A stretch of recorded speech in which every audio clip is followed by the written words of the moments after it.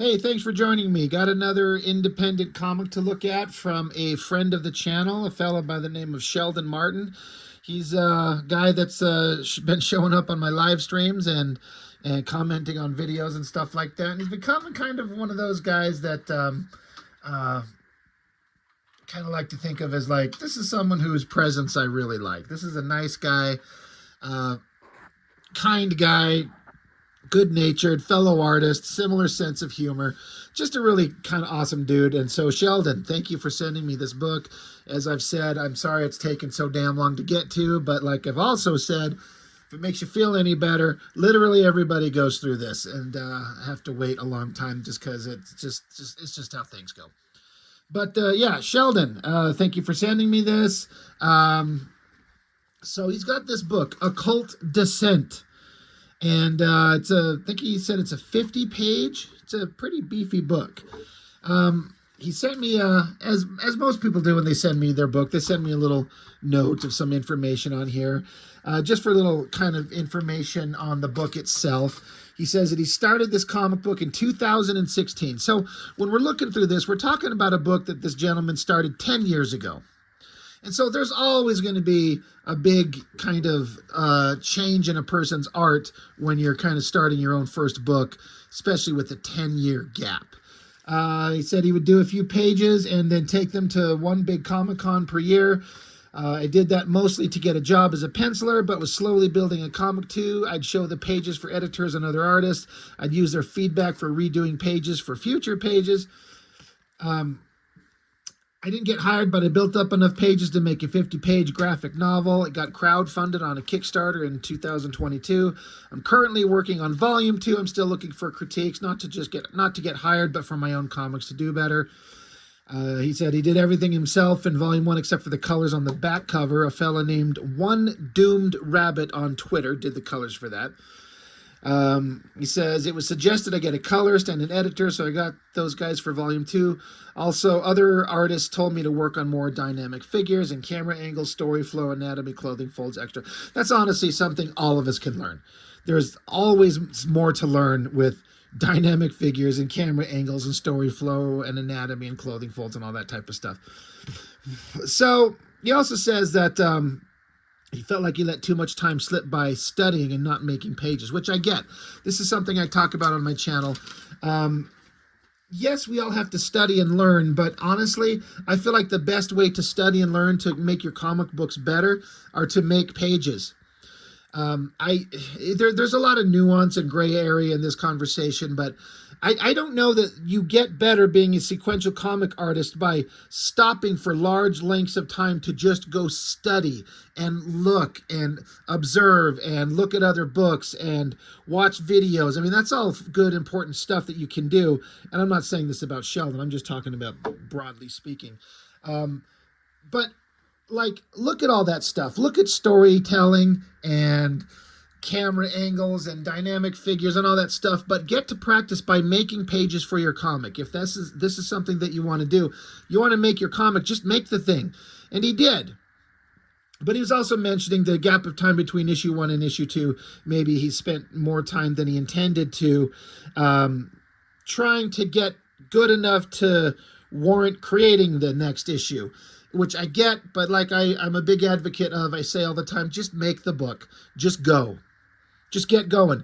You might make this thing, like here we have this book in hand and the pages to start, at least some of it, you know, he started it in 2016 and then funded it in 2022.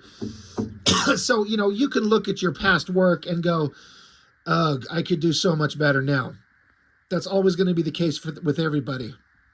But you'll never move forward if you don't start. You're never going to be perfect. You're never going to be ready.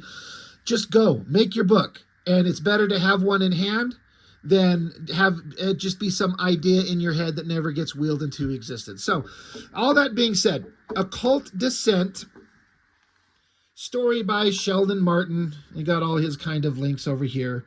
YouTube. What's the little fucking camera icon? I know I recognize it, but it's clearly not something I use. I have an X account, but I barely use it. And then Facebook, all that stuff. So, just quickly, I'm not going to get too much into the story. The story's fine. I think the story works really well. I think Sheldon's got um, a good grasp on the story that he's writing. The dialogue kind of reads all fine. The concept is good. I kind of understood the story as it flows along. I didn't have any problems with the story really at all. You know, it wasn't confusing and it wasn't weirdly. There wasn't a bunch of weird nonsense that didn't make that you couldn't understand. The story works just fine.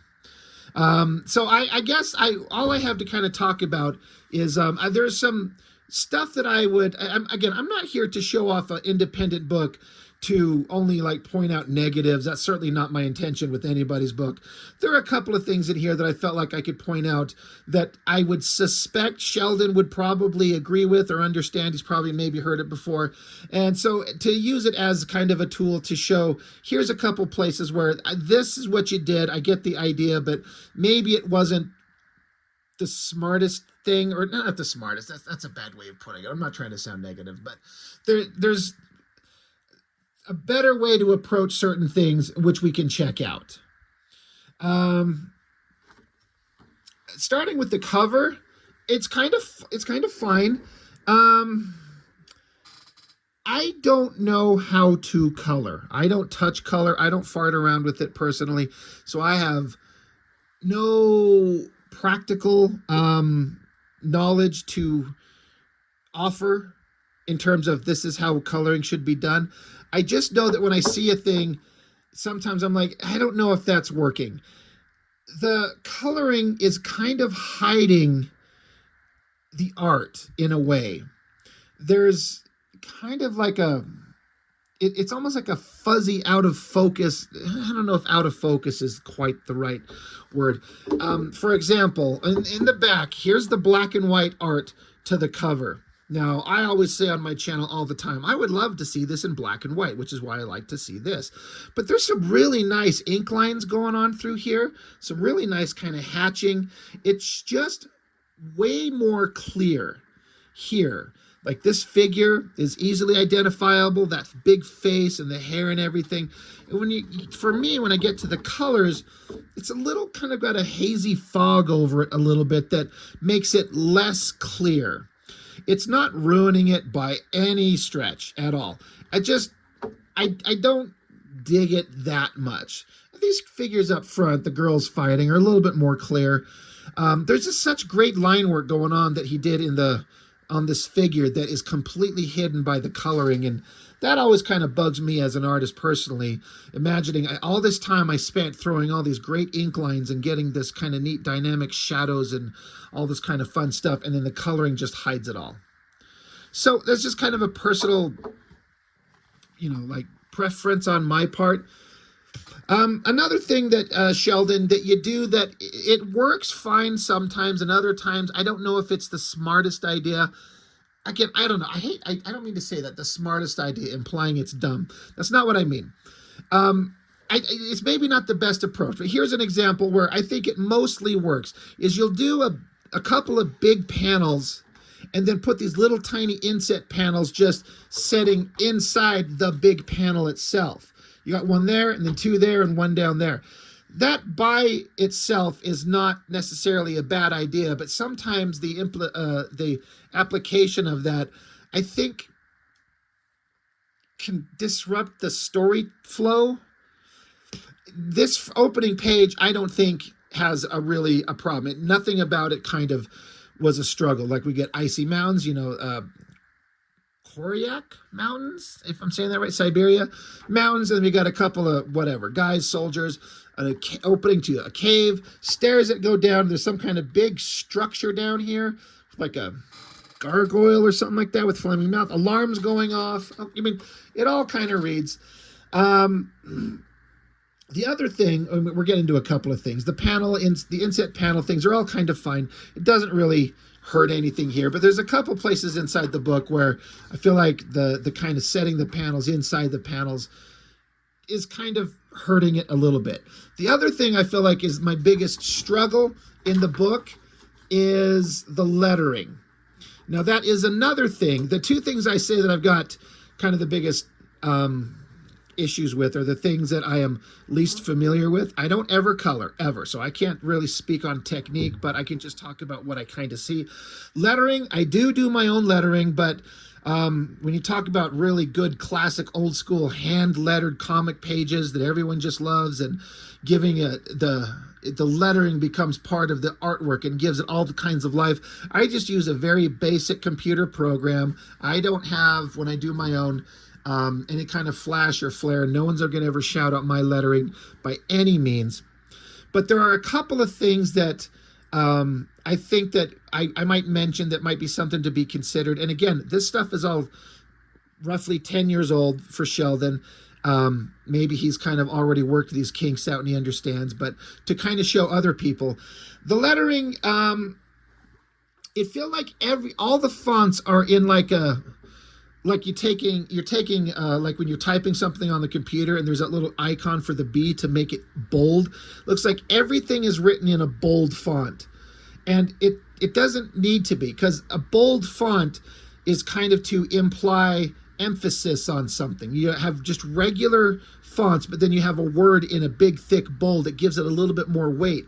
But when everything is in this bold, for lack of a better description, it kind of defeats the purpose. I mean, here you got, obviously I said face, and the face is emphasized bigger, so that's kind of what I'm talking about. But it's like big bold letters and even bigger bold letters.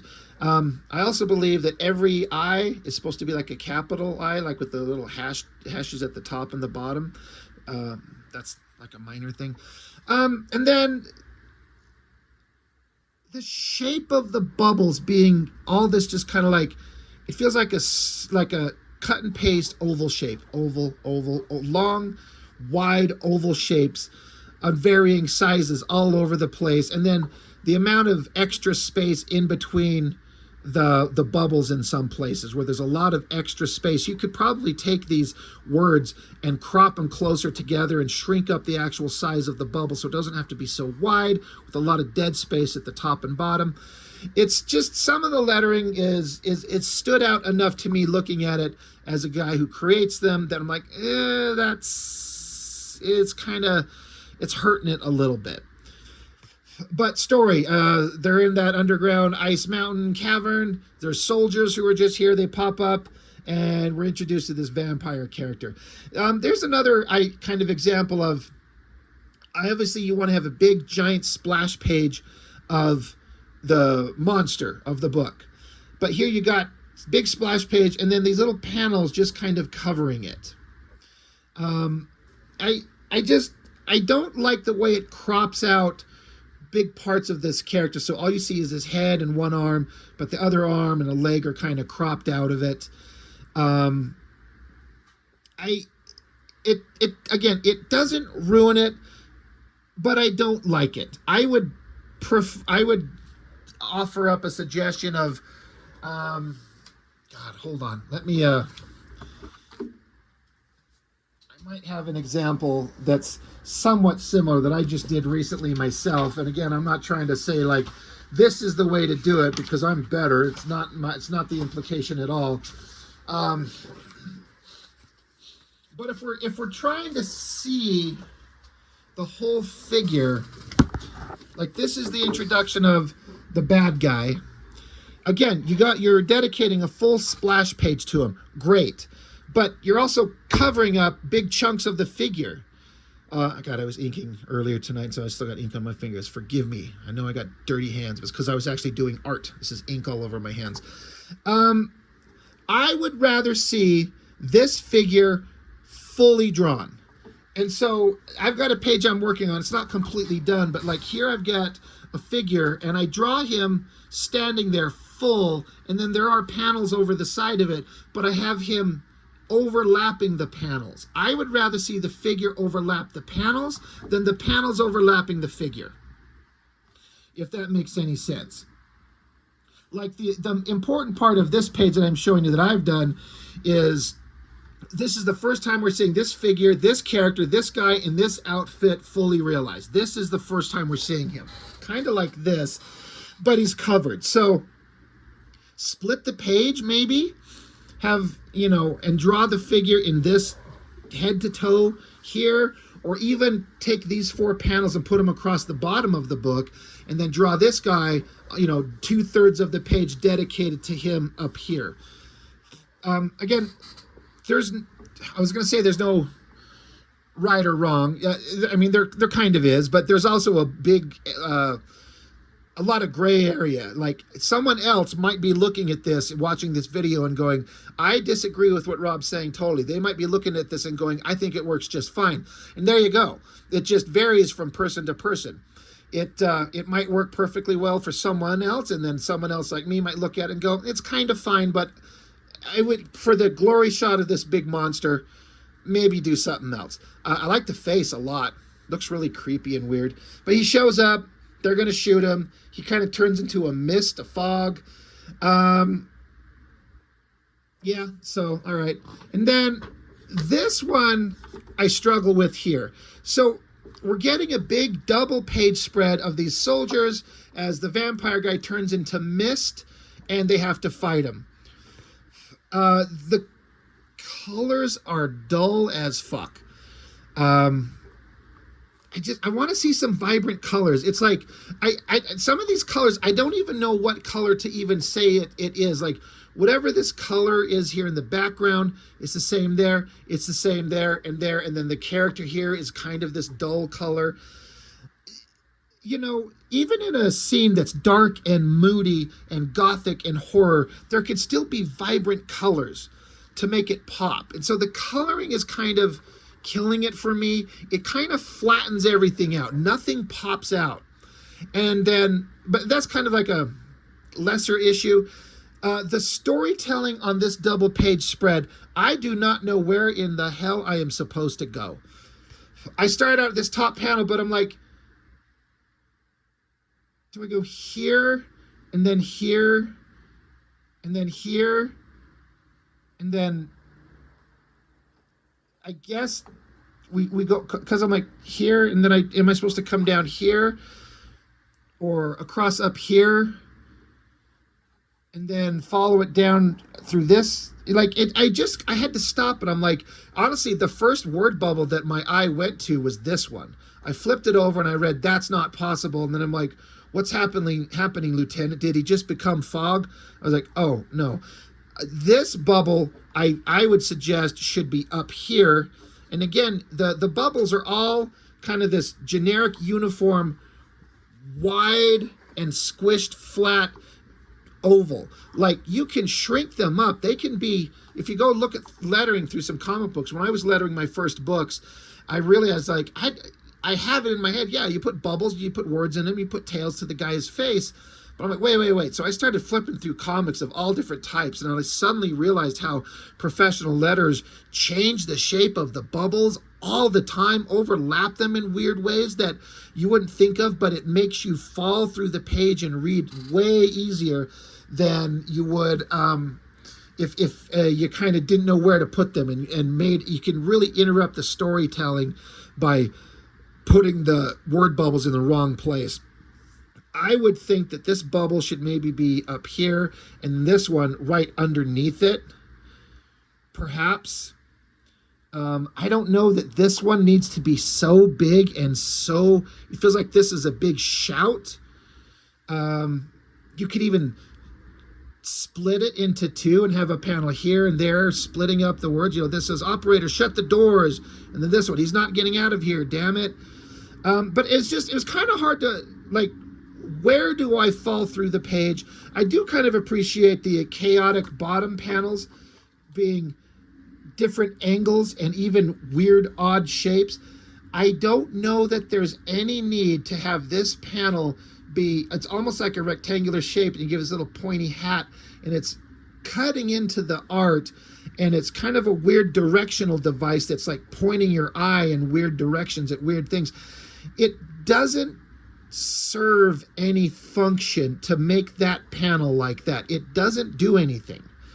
I would almost, in theory, take that panel shape, if you want to have it, and flip it upside down, have the point going down to the bottom corner of the page, because it's kind of like a thing to help your eye flow out of the page, and it's almost like it's pointing you out of the bottom of the page into the next one.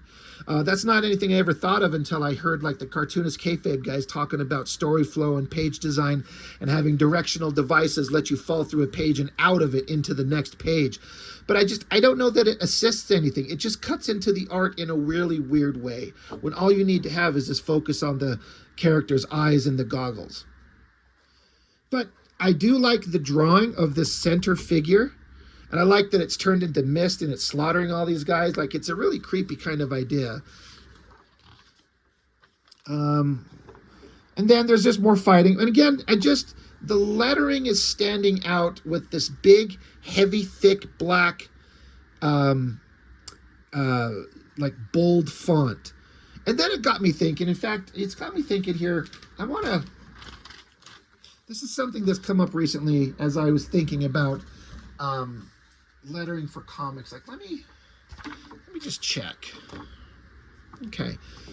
I got to thinking, in a full color comic, I was like, are all the bubbles always white and black, like black and white?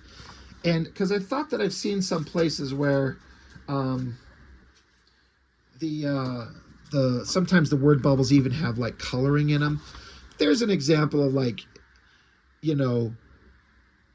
some kind of like life in a sound effect, like a monster grunting or a big pointy bubble to give emphasis on the screaming that the girl's doing. You see this bubble down here for the lettering. It's got kind of a chunky outline and then a little wavy tail going to the monster's face.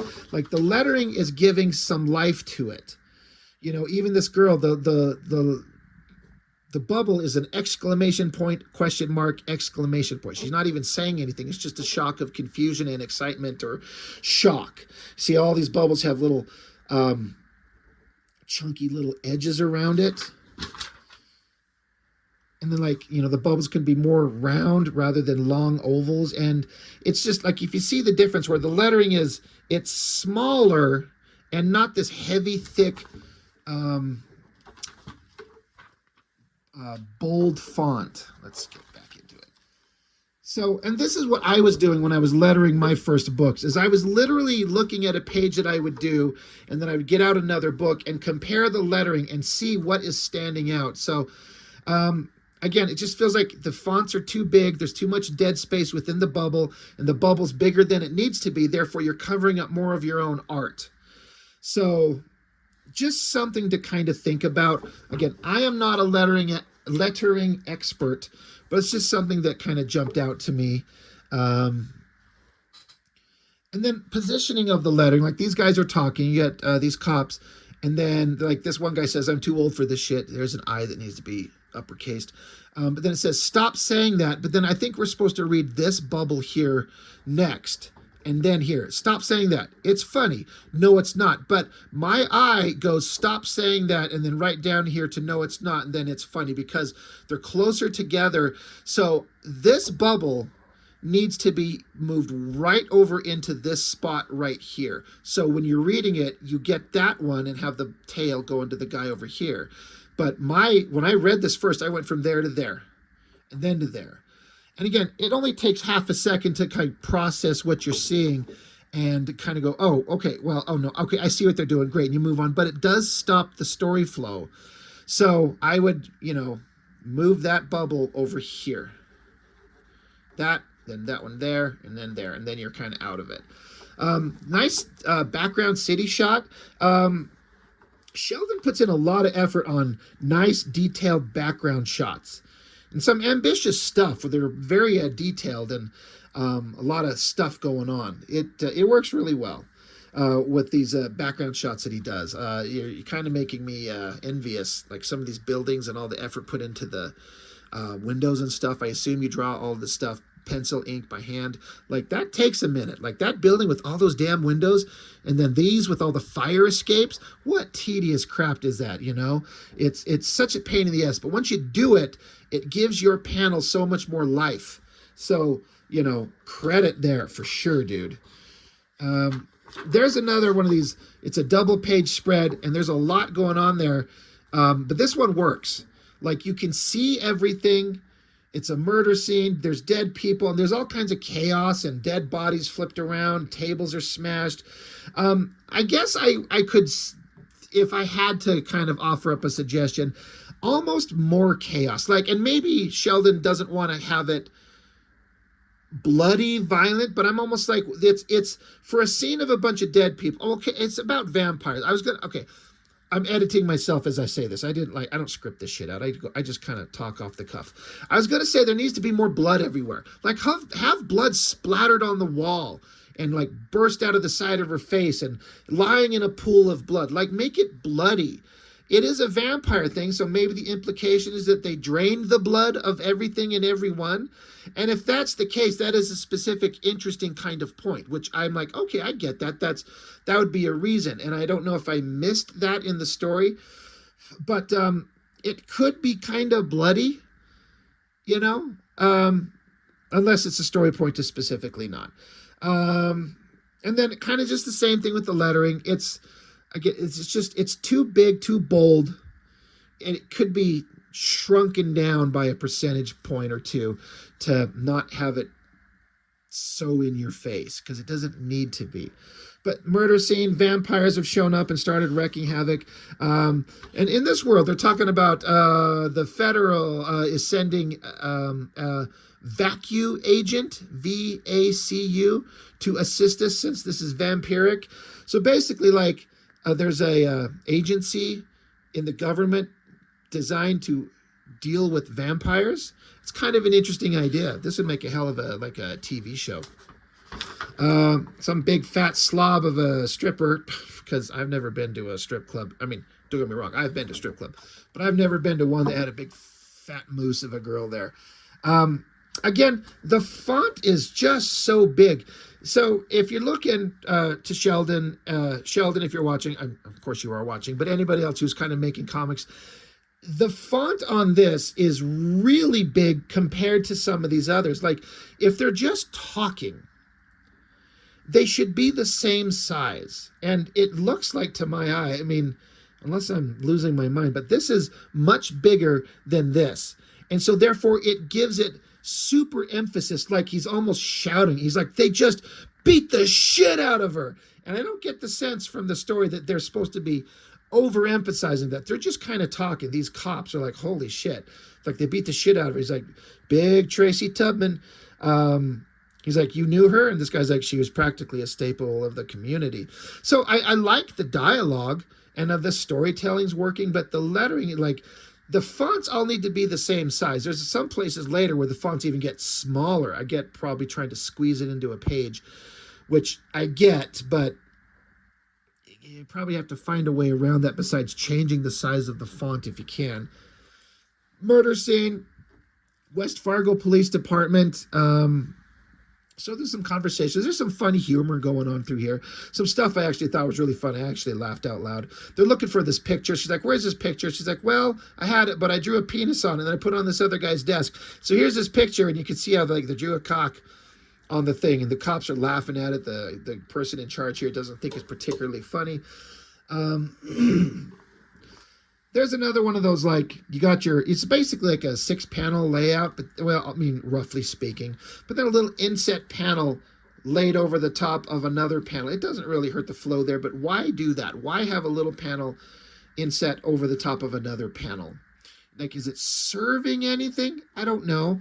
I was going to say, this actually doesn't bother me. I don't know why I'd bother having the head sticking out of the top of the panel. I would also watch butting the top of the guy's hair right up against the top of the panel. You know, it's one of those things, like, I've done stuff like this in my own art where you have a tangent of something weird that you don't see it until way later when the page is all done or someone else points it out to you and you're like, shit, it's so obvious. But, like, you don't want the top of his head touching the top of the panel. You know, you could move the panel up. You know, a couple things. It's just kind of a minor thing. The guy's head's breaking the border don't really bug me at all. In fact, it kind of made it stand out in a way that I liked. But that guy's head butting up against the top of it, that might be something to avoid. The storytelling on this facing page here, that all worked really well. It all read really easy, really clear. Then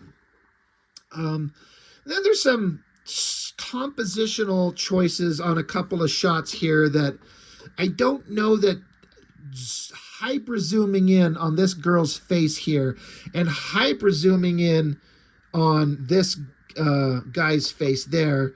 Like, I get it. Like, they're talking and this mysterious figure approaches, and so you see his mouth as he speaks the word, and the girl's kind of shocked, and then she jumps up and hugs the guy. I don't know that there's a need to go super zoom in on this, just her eye and her nose, because it kind of implies like almost a mysterious or dramatic moment to zoom in right on it, because she's not even looking at the girl or the guy. She's just kind of like staring off at nothing. So I would maybe make the head, like you could see head, like top of the head to bottom of the chin. You could have her looking off in a direction, looking at something on her desk, looking at her watch, checking her phone, something like that. Give her some kind of storytelling life, because this girl's just talking to that guy, but this super zoom in on her face, like it's well drawn, but I don't know if I get the point. Now, the little child in me, Sheldon, please forgive me. I understand that this is supposed to be the backside of a guy's hand. It kind of looks like a big meaty cock just hanging out right here. Like the hand, because I can't twist my hand around in a way in the same angle, but you're seeing this part of the hand here, and then you got your bones, like you got that up there, and then back over here is kind of hidden in the folds of the book where his thumb is. But then down here you got, it only looks like maybe there's one finger, and it looks way too small as compared to the rest of the hand. So when I saw it, I'm like, what is this? Did this dude walk in here and he's got a schlong hanging out? I get it. I see in the rendering what you were trying to draw, but I don't think that it's a weird choice to just draw the back of his hand. The more I stare at it, as dumb as this sounds, the harder it is for me to see it as a hand, or not, and not even a shoulder. It just looks like a weird, oddball, meaty shape. I guess if I'm thinking about camera angles, I guess it lines up. If like we're looking at her, like the camera angle is low enough to be looking straight on at her desk, maybe his hand is where we'd see it, but I'm sorry, that would need to be redrawn. The more I stare at it, the kind of worse it gets. I'm sorry, Sheldon. I'm not shitting on you, dude. It's just kind of like, it's really weird. But I like it. They jump up. This is someone that she knows. They hug. They talk. Conversation back and forth. I like the expression on her face there. I do like the close-up on the eyes. That's kind of a neat shot there. Lots of panels. We got 1, 2, 3, 4, 5, 6, 7, 8, 9 on a page. You know, that's a lot. It gives you the opportunity to do a lot of storytelling. Yeah, it all kind of works. So, yeah, just meaty cock hand. Hey, there's a title of a new book. Anybody want to be the artist on the new title I'm going to write called Meaty Cock Hand? And then kind of, now, here's some fun, expressive storytelling. And again, this isn't a negative, but I'm like, was this referenced from something that you've seen? Like a picture, a photo? It looks really good. The proportions are great. The lining them up on their chairs and getting a nice round table and everything. It looks really good. Like references used. I like the storytelling. Again, I don't need to mention anymore. I've already said it too goddamn many times. The lettering is driving me nuts.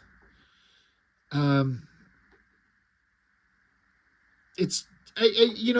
were places where I was talking about where the lettering are these like generic, perfect, flawless ovals.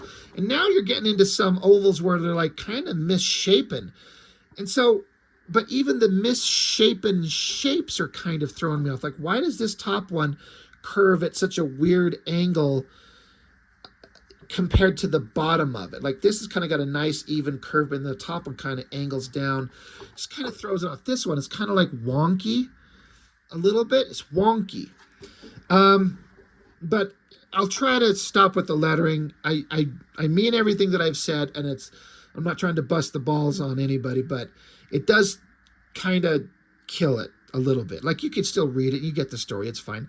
A little thing that I would maybe be cautious on In this panel, like older cop has got some paper and it's kind of shocking. And so younger cop grabs it out of his hand.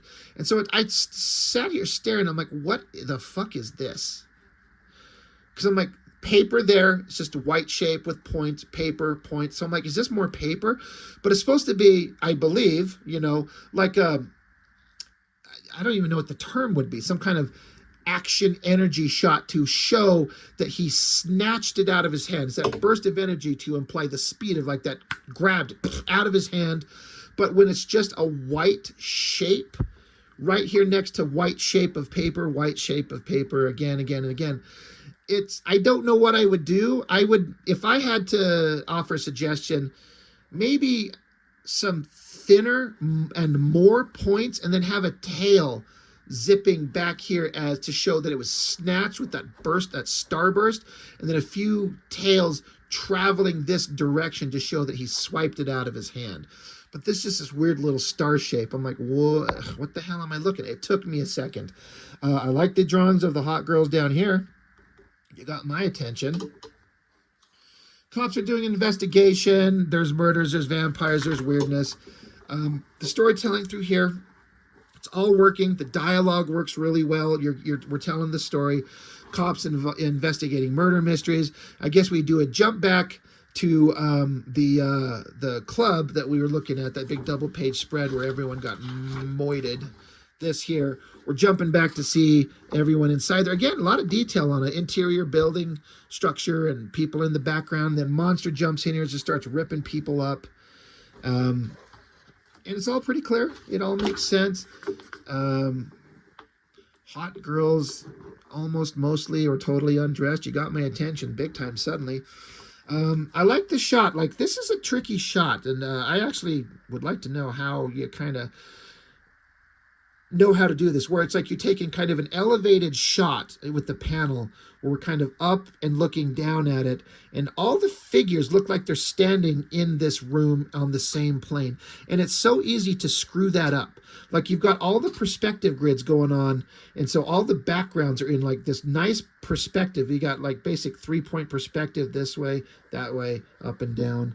Like, these figures look like they're occupying the space in the right way. And it's like I said, I'm repeating myself, but it's easy to kind of like draw it and like feel like this guy, you could put him wrong way up or down. It doesn't look like he's standing on the same ground. So like, props to that. That looks really good. I really like it. But they're kind of interviewing this guy. He's got some kind of ability to, he's been given visions of this vampire monster and these vampire girls that went into the club and slaughtered everything. So they're trying to figure out what's going on. How can they, you know, get like a warrant? They're saying like, yeah, how can I use this information? He says this guy was given this information psychically.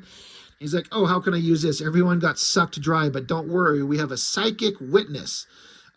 So they're like, that doesn't work for us. I like the face shot there. That's a good, evil, kind of creepy face.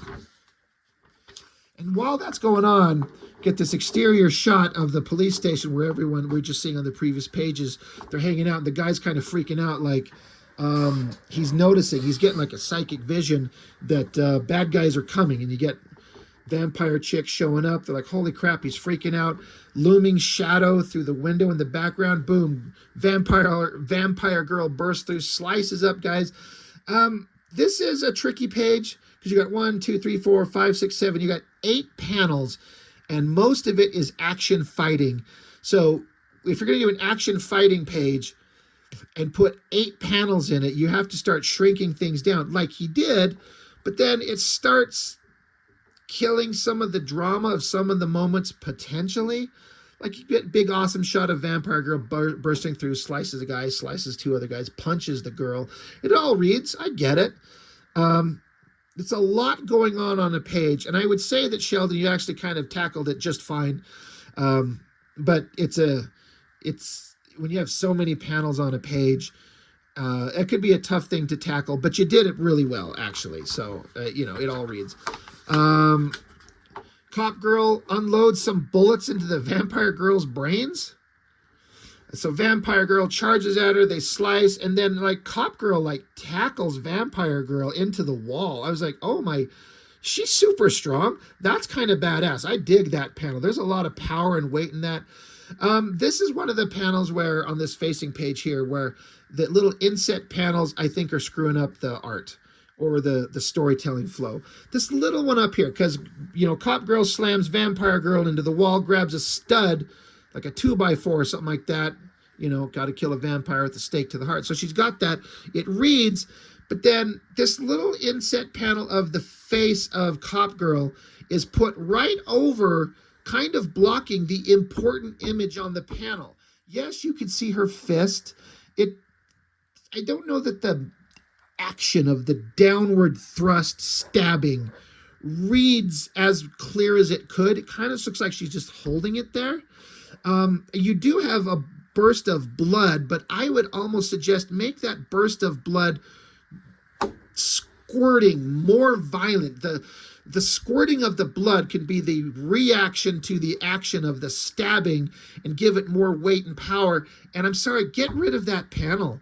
That doesn't need to be there. It's interrupting the interesting panel. Like, that's a good shot, but I don't like that little panel there. And I don't know that we need to see angry face on Cop Girl. Like, we get it. And if you do need to have it there, squeeze this panel down in here into the bottom. I want to see this big panel. I want to see it uncluttered. And this top one, it's kind of fine because it's out of the way. But this one, you've got it plopped right in front of the thing I want to see. And not directly in front. It's not like it's covering it here. But if it's just like right in the way. I'm like, move. Get out of the way, angry lady eyes. I want to see the stab and the blood. So that happens. Other cops come running in. Now, there's a pretty well-drawn hand, like, as opposed to the guys, like, dangling dong on the other page. That's a good drawn hand. And so, you know, murder mystery's going on. The cop station, cop headquarters just got attacked. The guy who showed up and is getting the psychic visions, he's disappeared. So, like, holy shit, he took off. What's going on? So then that guy, he's back in his apartment, and he's having these psychic visions. He has to keep taking these pills to make himself feel normal, which is established in the text here. That's what's going on. And so he looks into the bathroom mirror and sees a reflection of the vampire monster guy that's invading his visions. And it's like, he's sick of seeing this thing. He's pissed off at it. So guy punches the mirror. He's sick of seeing these things. So he's punching the mirror, shatters it. I have to say, this shot I love. Monster guy bursts out of the frickin' wall through the mirror. There is a good use of having a big, bold text box. This one works great. The box is kind of wavy a little bit around there. The text font is really big, which it should be. The monster guy looks awesome, and it's creepy as hell. You know, he's having visions of him in his mind, and the monster just crashes out of the mirror itself, grabs him, pushes him through the wall, and is now like holding him in the sky above the city. I like this close-up on his gritted teeth, just floating up there. And then this shot, this is a ambitious shot, angled down on the guy, holding the kid up there, and then the shot of the city to give a real sense of height and kind of vertigo and distance and drama. It's pretty damn good. If I had to give a critique, I'm not a fan of this odd, weird choice of coloring in the lower part of the city. I have not a goddamn clue what the colors should be. I would suggest we go looking into some other colored comics and see what kind of choices they make. But these weird, faded, foggy color tones going on there, it doesn't kill it. It doesn't ruin it, but it's a weird choice that I want it to feel like a really dark night, and then glowing lights and buildings, and then down at the street level are glowing stoplights and headlights from cars and things like that. But the perspective and the compositional choice works really well. This is another example, a little bit of this fucking little inset panel interrupting the giant panel. To get rid of that panel and just have that giant shot, I feel like it works so much better. You could add that panel to the top, or have this panel be just a long, skinny panel across it, and then just have it like that. Now, again, Sheldon, this is just my kind of storytelling opinion. I am no expert by any means. So you can message me and tell me to eat shit. I don't think it interrupts the flow a little bit for me. Again, this page over here, the little kind of crooked panels, I dig all of that. I think that works really well. So I kind of get what you're going for. You're trying to give some life and interest to your panel storytelling when there's a dramatic, scary moment going. You've done this a couple times where the panels are like the panels themselves, if like they were like cards set down a table, they're kind of laying over each other and disrupted. And it can work. I like it. I don't like this little inset panel over this big one. Just I don't dig it. Another great shot. Well drawn hand, dramatic. I like the lighting and the coloring in this panel, the dramatic perspective of the city shot as he drops him to fall. And then you find out the guy was kind of passed out asleep. But when he wakes up, there are the monsters right there, just right there with him. Great shadows. So this is another thing that I think I was noticing, and it's probably an evolution of art, as he said in his opening letter page, that he spent a lot of time. Started in 2016, crowdfunded in 2022. There's almost no heavy black shadows anywhere on any of this stuff. But then suddenly we get farther into it. There's a little bit going on here. Not much going on there. But then, like right here, the heavy blacks and shadows. I love these figures. That looks really cool. I like it a lot. Suddenly the heavy blacks, it just gives it some more weight. When it's just kind of like, there's nothing wrong with open line art where it's just open and kind of airy and light. But in a horror comic, it could be a cliche thing to say, like, it's a horror comic. You have to make it dark and heavily shadowed. No, not necessarily, but, you know, when it's your first book, maybe stick to the basics kind of helps. It suddenly works really well. So Big Monster there, he's like, you are only because you are not really awake, I will wake you. I do like this.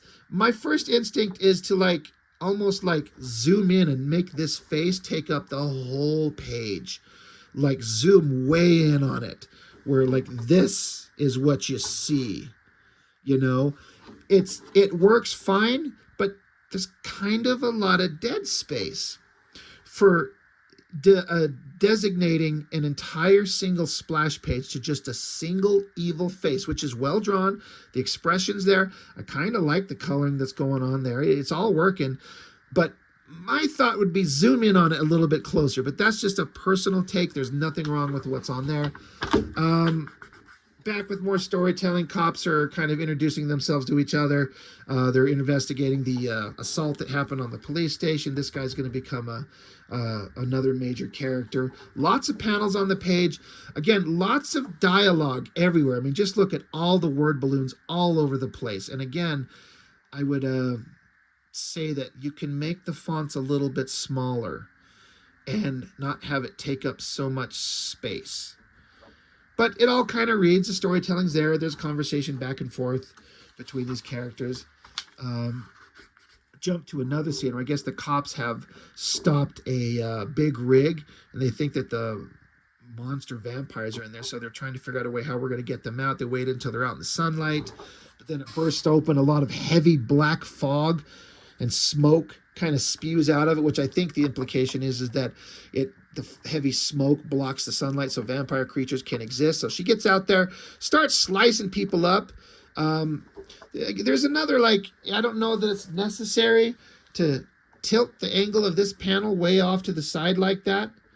I mean, what does it help besides to just do something kind of weird? And then the hand breaking the border, it took me a minute to like, what is this hand doing?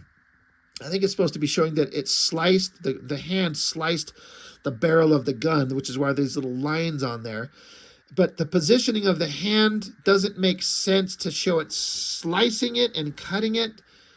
It just, if that's what I'm seeing, it doesn't quite work. But again, it's not a deal breaker. It's just a small thing.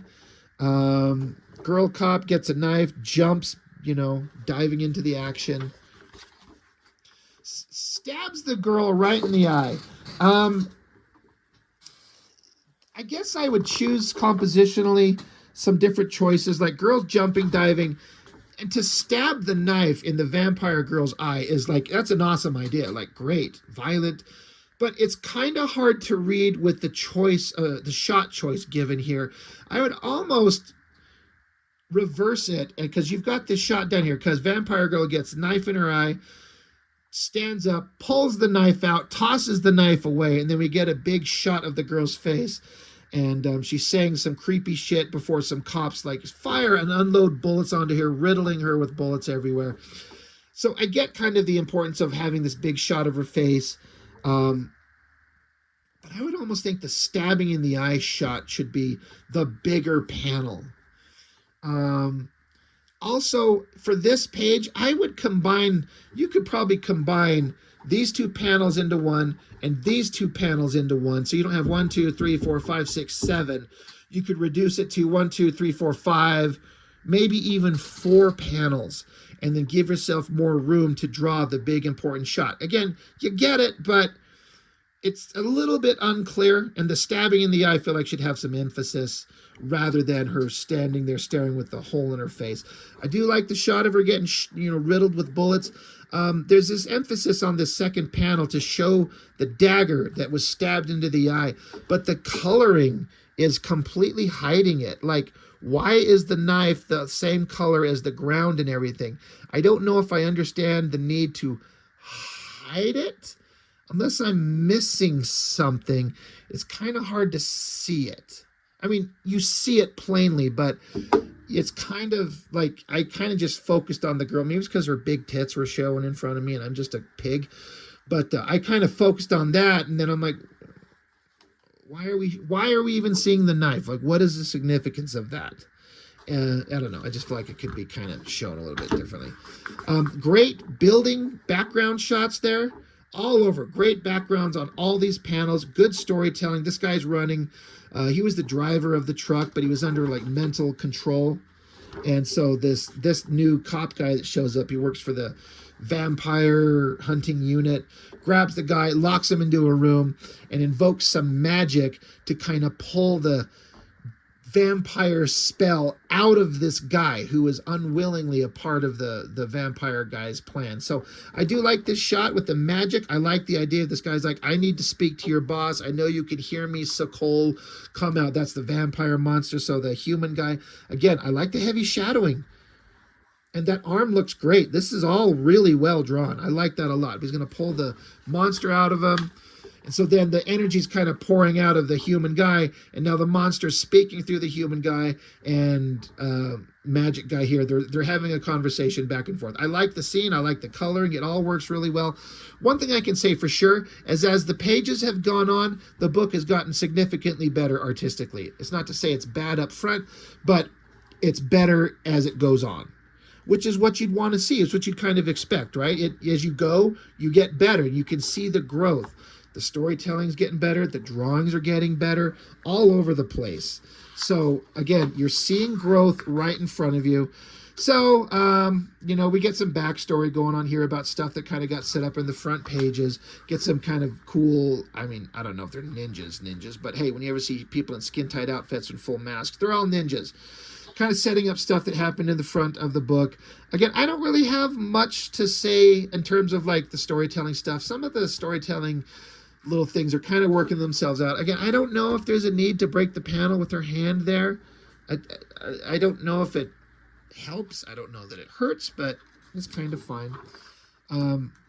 This is, again, here we go. There's another big giant panel, and you got little panels set on top of it here and here, blocking stuff. Now, the important parts of the shot are like hand throwing the chair and person ducking under it. Like, so all the important visual elements of the page are here, and your eye kind of falls through it. Like, you start out here, you come over here, follow the hand to crashing into it, and then you follow yourself right out of the page there. So it actually kind of flows just fine. The action, like the hand and the action of the panel, is a little soft. It reads like you know what's going on, but it's a little bit soft. That hand throwing a chair, it's just kind of like, I get it. The important part is that you can read it. You understand what's going on, but it could be a little bit more dramatic. But ultimately, it's kind of fine. No concerns or anything about the page there. And then, the story kind of keeps going on. Characters talking back and forth. Good guys versus bad guys. It's all working. Pretty good drawing of the figure here. That all works just fine. And then the story ends. We're on a cliffhanger. This is a ambitious shot of the big close-up of the guy's face and the arm lying on the ground. Like, that all works pretty well. And I do kind of like the energy magic borders of this panel. I don't know that happened anywhere else. Is that the first time that happened? I think it is. I actually really like that. Good choice. I actually like that a lot. So, cliffhanger, good guys, bad guys, monsters, not the end. I mean, this big, giant, blank, white page and then this simple little, it tells you the information very clearly. I would suggest take the font on this and make it as big as you can make it to have it say, not the end. See you in volume 2. Just to not waste all this space. It's almost like just fucking put that right there at the bottom and put in a pinup of something. Utilize this page for something rather than just this. And so there's kind of a thing, an ad he took out for the Kickstarter in Tinseltown #5, published by Alterna Comics. And so there's a little kind of cartoony drawing of himself talking about, here, my book's coming out, find it, follow it, hook them up. So I think that's fun. And then he threw in stuff in the back that I really like, is behind the scenes stuff. Here's a page in the black and white, seeing the original artwork. I didn't notice this in the original, so now it makes me want to go back and look.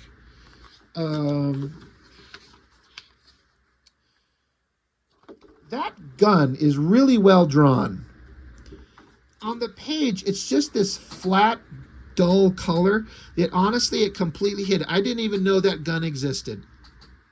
In the black and white, it stands out. It's so well drawn and it's very clear and clean and obvious.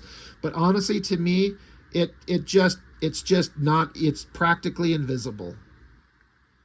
Because I was mostly focused on the cool angle upshot Violet cutting the guy's arm off. I actually dig that. But the gun, all that time and effort you spent, I didn't even notice it was there. I noticed it here in the black and white. And some of these other pages, pages from the next volume, again, as soon as I saw these, I was instantly like, oh, goddamn. Lot more everywhere. A lot more heavy shadows and darks and blacks on the page. All over the place. I really like that panel there. That heavy silhouetted shot, the little white dots for the glass goggles on the guys, the gear, the logo, that panel is great. Well done. Really dig it. But just the heavy shadows everywhere on the figures, I think it just makes it pop. It looks so much more interesting. Now you get some pages where there's not quite as much heavy shadows, but the open line drawings are very clear, very nice, great use of perspective, great backgrounds, great, I like the close-up on the eye, I like that monster face, that hand, that face there. This all looks fantastic. Very cool. This page right here is kind of this is miles and miles above the stuff at the beginning. You go from this to this, monsters everywhere. Gargoyle, demon, vampire monsters flying through the sky, well-drawn, dynamic angles, great backgrounds, great details. It's appropriately cluttered, and I mean cluttered is a bad term, but you can see that there's a lot of stuff going on. It's not just single figures everywhere. There's a lot of creatures, monsters, skeletons, caves. That is a fantastic page, my dude. Your skill level is exponential. It's just taken off. I like throwing in this just awesome, very slick pencil drawing from 2022. And then again, you got the cover, which being able to see it so much clearly here, the coloring on it is kind of fine, but I like the clarity of this. You got the back cover. That is pretty awesome. He said in there that a different colorist colored this.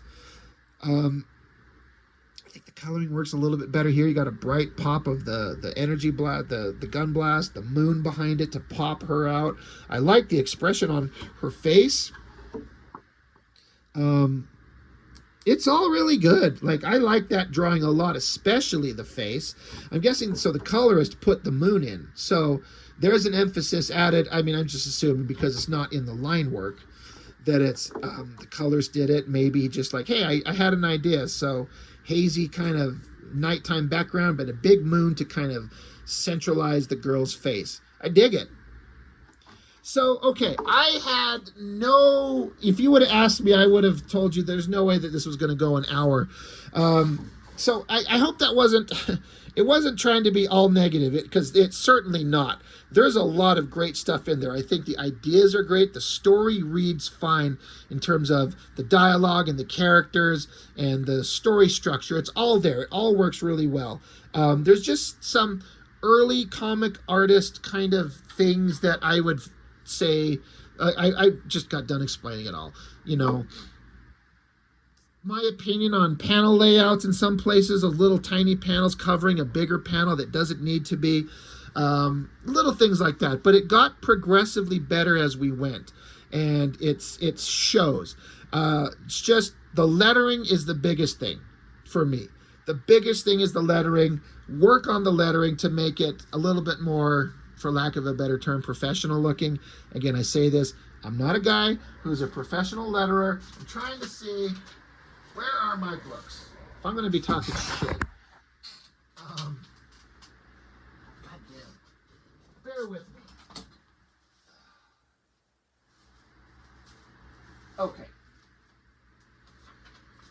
This is where I'm going to embarrass myself, because I'm going to pop it open and see if my own lettering sucks. This is my most recent graphic novel, my He-Man fan comic. Let's just pop it open somewhere. Like, the lettering is a little bit smaller. It's not so bold and jumping out where it doesn't need to be. And then again, I'm not showing this as an example of this is the right way to do it. I'm just pulling out mine to be like, look, I do my own, and any professional letterer could probably look at this and see where, like, yeah, you did this wrong, you did that wrong. But, you know, I have an emphasis on the word fonts and the bubbles and the, you know, like the bold look of the lettering here, because it's this big dramatic page and this magic battle between this girl and this monster. There's a reason for it to make it bigger. But yeah, lettering is not, one, for me, it's not fun, and it's not as easy as a lot of people would like to think. God, sorry, I just want to get back. I'm looking at Chuck Gibson's inks on this stuff, and I just freaking just love it.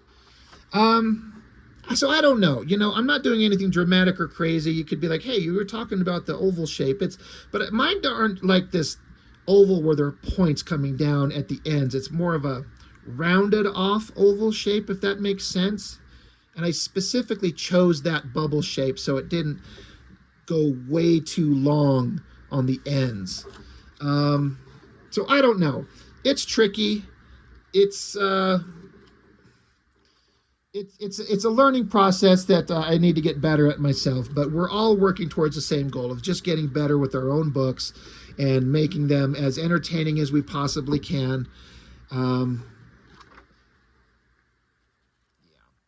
Anyway, this is not, so this was a struggle for me because I have lots of dialogue between these characters. And so I've got this overhead shot looking down at a table. So I had to get really creative with how I placed the bubbles to have the conversation kind of follow. Like, I don't know that I did the right thing here. I'm trying to get my little pointer. Like, these bubbles here, here, and here are all coming from the girl here. And I have the tail on the middle one connecting to her there because she is having a conversation with this guy. So she had to say something and he had to respond to it. So I had to have the tail kind of arc up and over and around her to come down to him.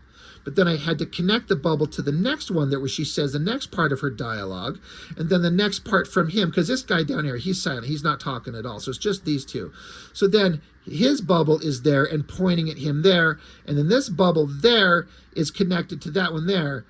And then, I don't know what the solution would be from a professional letter, but it's the best I could come up with in the moment, just to kind of do it this way. But at least it leads the dialogue down the page, so you understand. You read this, and then you come over here. This one was a challenge. I haven't looked at that in terms of lettering since I did it, so it's been like a year. But that was a trick, and I'm not saying I come up with the right solution. It's hard. How do you fit in dialogue and squeeze all that stuff in there for these characters when they're having these big, long conversations and there's not a lot of space? It's tricky. Anyway, so Sheldon, I am very much looking forward to seeing book 2. I know you had Mitch draw you a cover. Blood Force Mitch did spent a bunch of time on some live streams, penciling and inking a beautiful cover of vampire monsters over a city. I'm very much looking forward to the next book, Sheldon. I want to see it. I want to see the next book that's current today. 10 years ago, you started this. I can only imagine your current one, your next one, is going to be a massive upgrade in quality, because you can already see it in this one. From the beginning to the end, there's a big kind of growth that you can see, and it's awesome. So anyway, Sheldon, thank you, dude. Thank you for being a friend of the channel and a friend to me. Like, you've joined in on the live streams. It's always fun to see you pop up. You've always got a joke and a funny sense of humor and a positive kind of vibe. I dig it. I see you over on David Finch's live streams all the time. You're homies with that dude. You're a creative dude, and I'm glad to know you. And thank you for sending me your book. It's awesome. I want to see more, and keep at it. And for anybody else out there making comics, keep going. Make your books. Don't get stuck with perfection paralysis and lore building and all. Just fucking start drawing pages, please. If you're going to make the book, do it. Make the book and get it out there and learn, and then get better by drawing more pages. Make your comics, guys. That's what we're here for. You'll be a happier person that you've done it. You'll be sitting around 5 years from now going, I should have made that book. Yeah, you should have. Now you can't. You know what I mean? Maybe something happens and the opportunity that you had at one time is gone, and you wish you would have done it. Just make your book. Make your art, guys. Just sit down, buckle down. Tomorrow's not promised. Make your art. Let's go. Anyway, thank you, Sheldon. You're a badass, and I'm glad to know you, my dude. That's all I've got for now. Thank you for joining me. I'll see you next time.